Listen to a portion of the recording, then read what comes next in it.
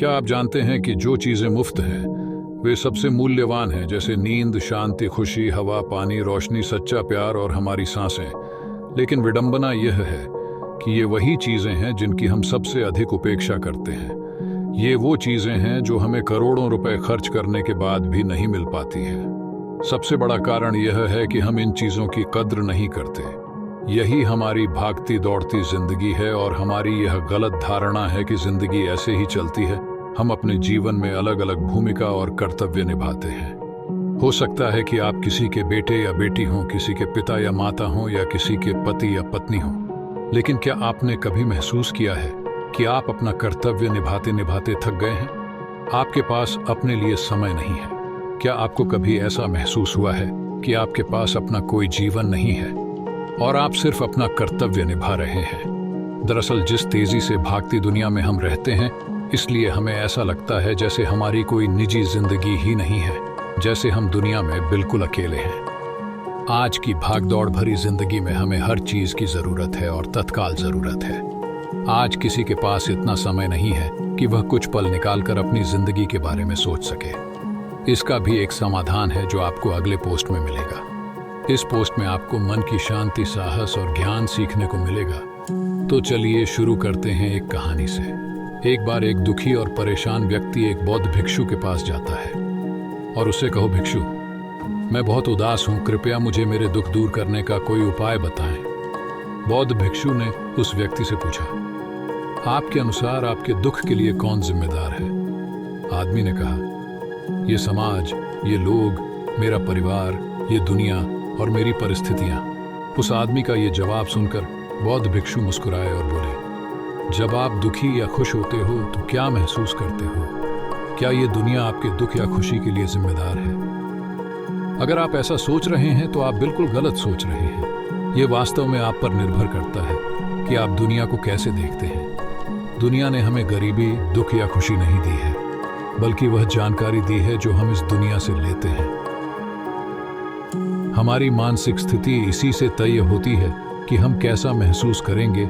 दरअसल इंसान का दिमाग इस तरह बना है कि सबसे पहले नकारात्मक विचार आते हैं। इंसान का स्वभाव ही ऐसा है कि वह सकारात्मक से पहले नकारात्मक बातें सोचता है। सच तो यह है कि हमें अपने जीवन में खुशी के पल तलाशने होंगे। हमें खुद को तैयार करना होगा ताकि हम हर पल और स्थिति में खुश रह सकें, क्योंकि खुशी मौके पर निर्भर नहीं करती।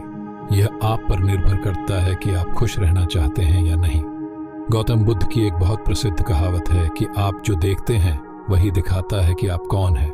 यानी हमारा दृष्टिकोण हमारे व्यक्तित्व और सोच पर निर्भर करता है। जैसे कि अगर हम नकारात्मक हैं तब दुनिया की हर चीज हमें नकारात्मक लगेगी। यदि हम सकारात्मक बने रहें तो हम हर चीज को सकारात्मक दृष्टि से देखेंगे। जैसे बुद्ध की दृष्टि में प्रत्येक मनुष्य बुद्ध का ही रूप था। अगर आप अंदर से खुश हैं तो ये दुनिया आपके लिए अंदर से एक खुशहाल जगह है, लेकिन अगर आप दुखी हैं तो आपको सिर्फ उदासी ही नजर आएगी। यह सब हमारे नजरिए पर निर्भर करता है। लोग एक ही स्थिति पर अलग अलग प्रतिक्रिया देते हैं और यही प्रतिक्रिया आपको शांति भी दे सकती है, उनका दिमाग और कभी कभी सिर दर्द भी। जैसे किसी का दिन खराब चल रहा हो तो फिर वह हर चीज और हर घटना को जोड़कर देखने लगता है, लेकिन यह सोच गलत है।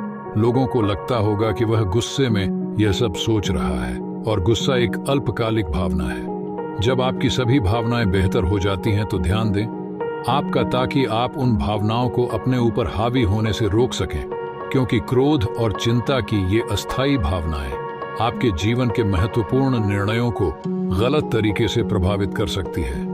जैसा कि मैंने पहले कहा था, क्रोध एक अस्थायी भावना है। यह कुछ समय बाद अपने आप शांत हो जाएगा। आप इसे एक बादल की तरह माने जो अभी आसमान में है और कुछ समय में अपने आप गायब हो जाएगा। यदि नहीं तो प्रतीक्षा करें। इस समय आप खुद को शांत करने के लिए कुछ व्यायाम भी कर सकते हैं। जैसे ही आप अपनी सांसों पर ध्यान केंद्रित करते हैं, अपने आप को पूरी तरह से शांत और ढीला छोड़ दें। उस व्यक्ति ने बौद्ध भिक्षु से अगला सवाल पूछा कि क्रोध, घृणा और ईर्ष्या जैसी भावनाओं से कैसे निपटें, क्योंकि ये भावनाएं हमें अक्सर बहुत थका देती हैं। बौद्ध भिक्षु ने कहा, जागरूकता।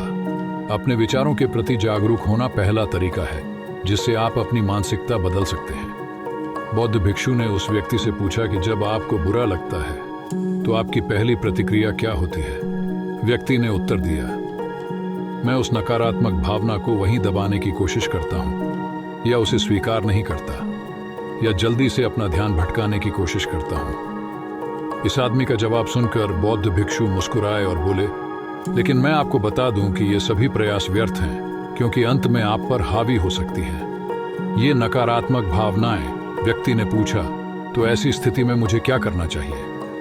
बौद्ध भिक्षु ने कहा, अगली बार जब आप नकारात्मक भावनाओं से अभिभूत हों और उदास महसूस करें तो इसे ऐसे देखें जैसे कि यह एक भावना है, यह आपका हिस्सा भी नहीं है। जैसे एक पैदल यात्री सड़क पर चलते दूसरे व्यक्ति को देख रहा है, इसलिए स्वीकार करें कि यह आपका हिस्सा नहीं है। अब यह आपको कैसे परेशान कर सकता है। हालांकि इस तरह की जागरूकता के लिए आपको बहुत अभ्यास की आवश्यकता होगी। यदि आप एक बार ऐसा करना सीख जाते हैं तो यकीन मानिए आपको महसूस होगा अंदर से बहुत शांत और हल्का। नकारात्मक भावनाएं हमारे जीवन का स्थायी हिस्सा नहीं है, न ही कभी होंगी, न ही ये हमें परिभाषित करती हैं। इसलिए अपने भीतर उठने वाली प्रत्येक नकारात्मक भावना पर ध्यानपूर्वक ध्यान दें। नकारात्मक विचारों को आने दें, उन्हें जबरदस्ती दबाने की कोशिश न करें, नहीं तो वे आपको कभी नहीं छोड़ेंगे। आपके मन में आने वाली हर नकारात्मक भावना को नियंत्रित करना संभव नहीं है, क्योंकि आपको गुस्सा भी आएगा, ईर्ष्या भी होगी और आप दुखी भी होंगे। लेकिन ये भावनाएं आती हैं और जाओ, उसके बाद तुम्हें खुशी और शांति महसूस होगी और आपको उस पल का इंतजार करना होगा। उस आदमी ने बौद्ध भिक्षु से अगला सवाल पूछा, भिक्षुक, रिश्ते हमारे जीवन में कितने महत्वपूर्ण हैं और गहरे रिश्ते और नए दोस्त कैसे बनाएं? बौद्ध भिक्षु ने कहा, दूसरों के साथ अच्छे संबंध बनाए रखने से लोग सुरक्षित महसूस करते हैं। इससे मानसिक शांति बनाए रखने में भी मदद मिलती है। मुसीबत के समय लोगों को ऐसे व्यक्ति की जरूरत होती है जो उनके साथ खड़े रहे। मुझे लगा कि आपका कोई प्रिय व्यक्ति आपको छोड़ देगा, तो क्या आपकी महंगी कारें आपको दिलासा दे पाएंगी? क्या आपका आलीशान घर आपको मुसीबत से बाहर निकालने में मदद करेगा? नहीं, क्योंकि चीजें इंसानों की जगह नहीं ले सकती, चाहे आप कितने भी अमीर क्यों ना हो जाएं।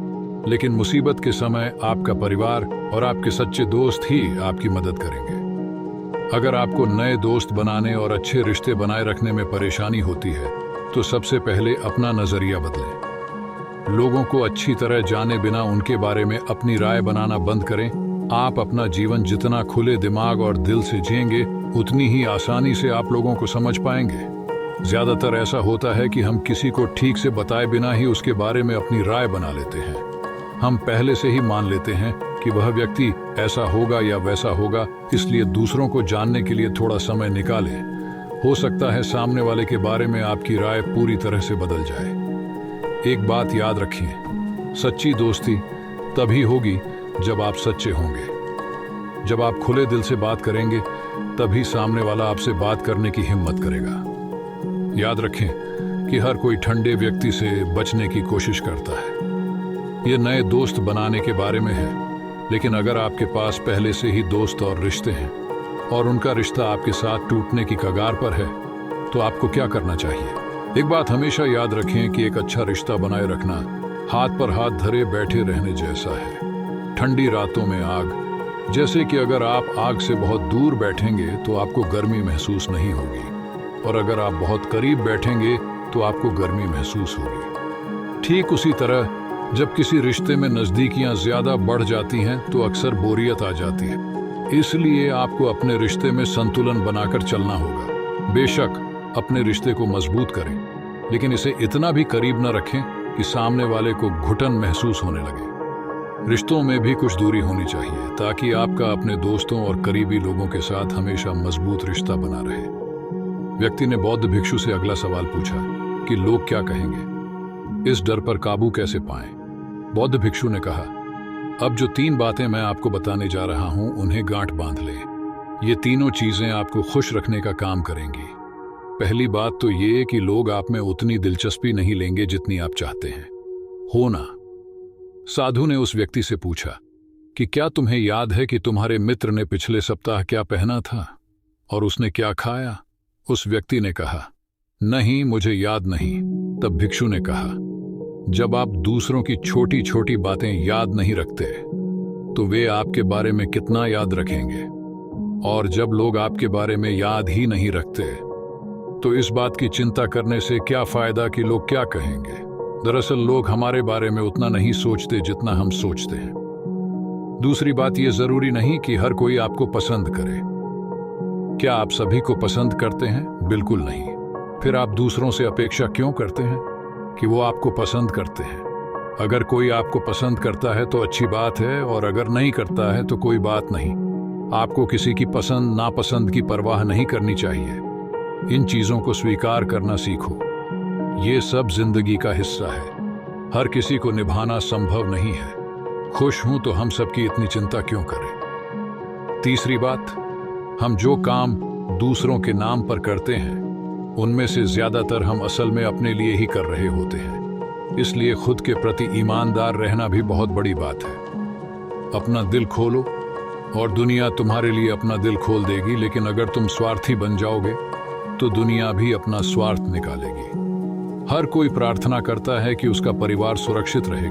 क्योंकि वे अपने परिवार से प्यार करते हैं। लोग यह सोचकर डरते हैं कि कहीं उनके जीवन साथी या बच्चे को कुछ ना हो जाए, क्योंकि वे अकेले रहने से डरते हैं। देखा जाए तो हर इंसान अंदर से स्वार्थी होता है, जब तक कोई बुद्ध या महावीर न बन जाए। स्वार्थ से बचना मुश्किल है, इसलिए वही सोचें जो आपको खुश करता है। सुनने में बहुत आसान लगता है ना, जिंदगी बदलने वाली चीजें सरल होती हैं, हम बस उसे मुश्किल बना देते हैं।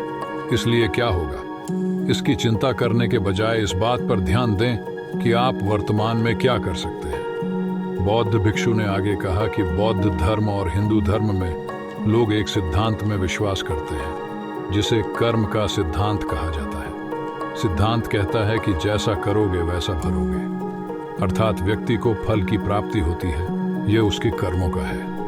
इसीलिए अगर आप जीवन में सब कुछ अच्छा चाहते हैं तो अच्छे कर्म करना शुरू कर दें।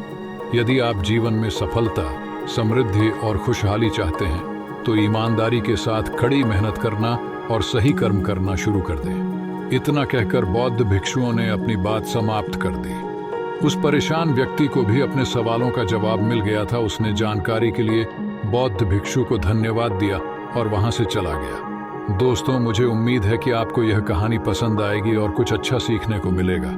धन्यवाद।